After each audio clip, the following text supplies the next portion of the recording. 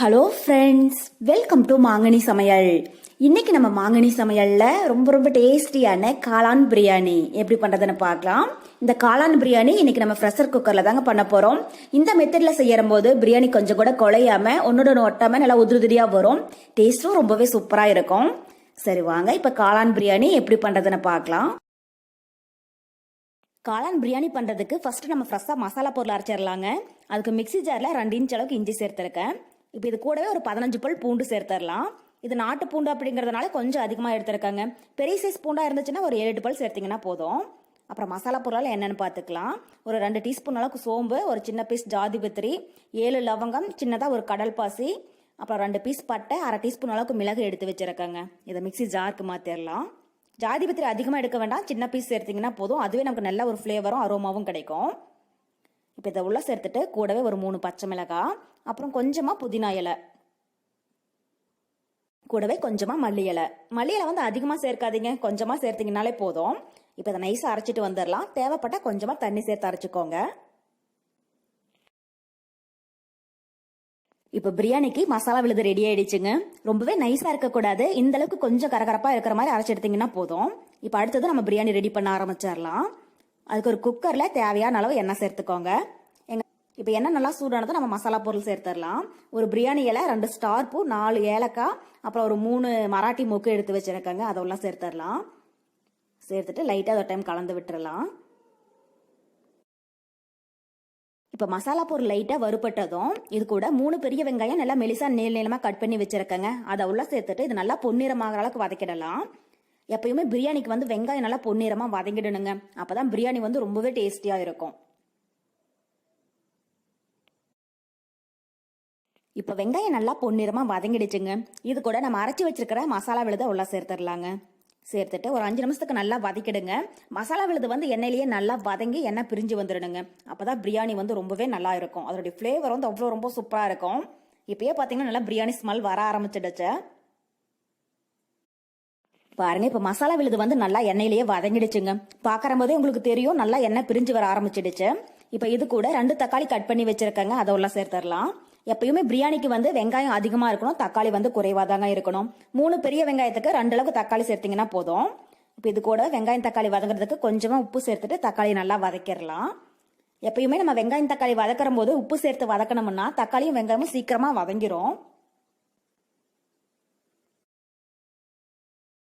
பாருங்க, இப்ப வெங்காயம் தக்காளி மசாலா விழுது இது எல்லாமே நல்லா வதங்கி எண்ணெய் பிரிஞ்சு வர ஆரம்பிச்சிடுச்சு. இந்த அளவுக்கு நல்லா வதங்கினதுக்கு அப்புறமா நம்ம காளான் சேர்த்துடலாங்க. நான் இன்னைக்கு 2 பேக்கெட் அளவுக்கு காளான் எடுத்திருக்கேங்க. இது வந்து 400 கிராம் அளவு. காளான்ல வந்து மேல இருக்கிற தோலெல்லாம் எடுத்துட்டு சேர்த்தோம்னா காளான்ல வந்து ஸ்மெல் எதுவும் வராதுங்க. டேஸ்ட் ரொம்பவே நல்லா இருக்கும். தோல் எடுக்கிறது ரொம்பவே ஈஸி தாங்க. ஒரு கத்தியில வச்சு மேல அப்படியே சொரண்டிங்கன்னா அந்த தோலெல்லாம் ரொம்பவே ஈஸியா வந்துடும். அப்ப வந்து காளானுடைய ஸ்மெல் எதுவும் இருக்காது. காளான் வந்து நறுக்குன்னு இருக்காது, நல்லா சாஃப்டா இருக்கும் சாப்பிடுற போது. இப்ப காளான் உள்ள சேர்த்துட்டு நல்லா வதக்கிடலாங்க. காளானை ஒரு 5 நிமிஷம் நல்லா வதக்கினீங்கன்னா காளான்ல இருந்து தண்ணி விட ஆரம்பிச்சிடுங்க.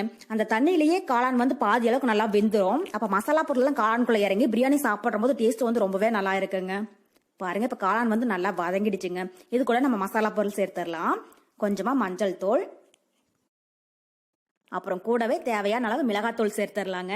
நான் இன்னைக்கு 2 டீஸ்பூன் அளவுக்கு மிளகாத்தூள் சேர்த்திருக்கேன். ஏற்கனவே நம்ம பச்சை மிளகாய் சேர்த்து அரைச்சிருக்கேங்க. இப்போ வந்து அளவா மிளகாத்தூள் சேர்த்தோம்னா போதும். சேர்த்துட்டு ஒரு டைம் நல்லா வதக்கிடலாம்.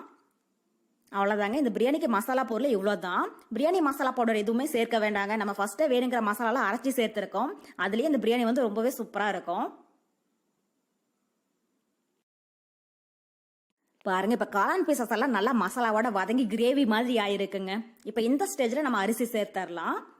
நான் இன்னைக்கு ரெகுலரா செய்யற சாப்பாட்டு அரிசி தாங்க எடுத்திருக்கேன். 2 கப் அளவுக்கு சாப்பாட்டு அரிசி எடுத்திருக்கேன். இது வந்து பாத்தீங்கன்னா 1/2 கிலோ அளவுக்கு இருக்கு. 400 கிராம் காளானுக்கு 1/2 கிலோ அளவுக்கு அரிசி சேர்த்தீங்கன்னா அளவு வந்து சரியா இருக்கும்.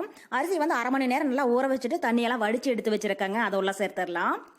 நீங்க ஒருவேளை பாஸ்மதி அரிசி, சீரக சம்பா அரிசி எல்லாம் சேர்க்கறதா இருந்தா ஒரு 10 நிமிஷம் ஊற வச்சிங்கனாலே போதும். இப்ப அரிசி உள்ள சேர்த்துட்டு ஒரு டைம் நல்லா வதக்கிடலாங்க.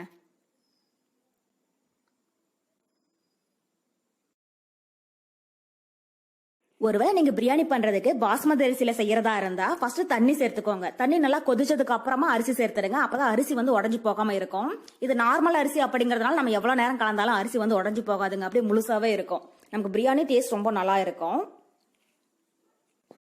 பாருங்க இப்போ ஒரு 2 நிமிஷம் நல்லா கலந்ததுக்கு அப்புறமா இதுல இருந்து தண்ணி எல்லாம் ட்ரை ஆக ஆரம்பிச்சிடுச்சு. இப்போ இந்த ஸ்டேஜ்ல நம்ம பிரியாணிக்கு தேவையான அளவு தண்ணி சேர்த்துடலாம்.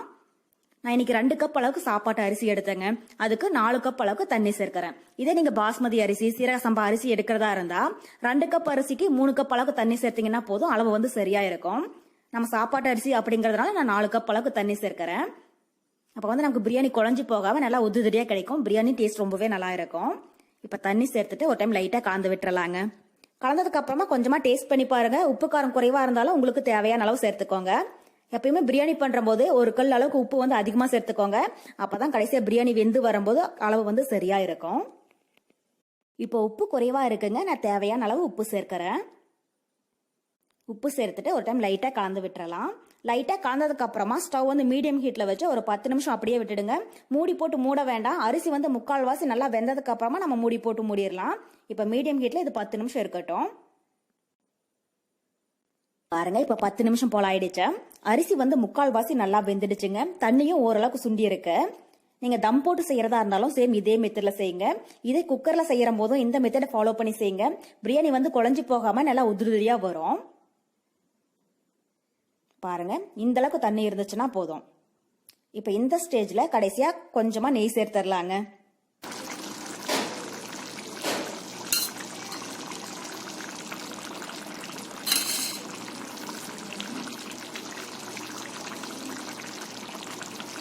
இப்ப கடைசியா கொஞ்சமா புதினா இலை தூவி விட்டுறலாங்க.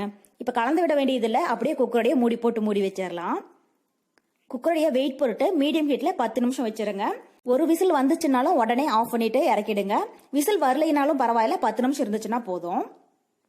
பாருங்க இப்ப 10 நிமிஷத்துக்கு அப்புறமா ப்ரெஷர் ஃபுல்லா ரிலீஸ் ஆயிடுச்சு. மூடி ஓபன் பண்ணி பார்க்கலாம். அவ்வளவுதாங்க, நம்ம காளான் பிரியாணி நல்லா கம சூப்பரா ரெடி ஆயிடுச்சு. இதை சாதம் உடஞ்சிடாம லைட்டா ஒரு டைம் கலந்து விட்டுறலாம். பாருங்க பிரியாணி கொஞ்சம் கூட குழையவே இல்லை, நல்லா உதிரியா ரொம்பவே சூப்பரா வந்திருக்கு.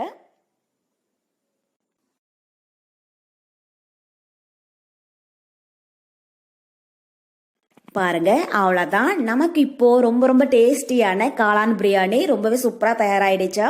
கண்டிப்பா நீங்களும் இதே மெத்தட்ல செஞ்சு பார்த்துட்டு எப்படி இருக்குன்னு கமெண்ட் பாக்ஸ்ல சொல்லுங்க.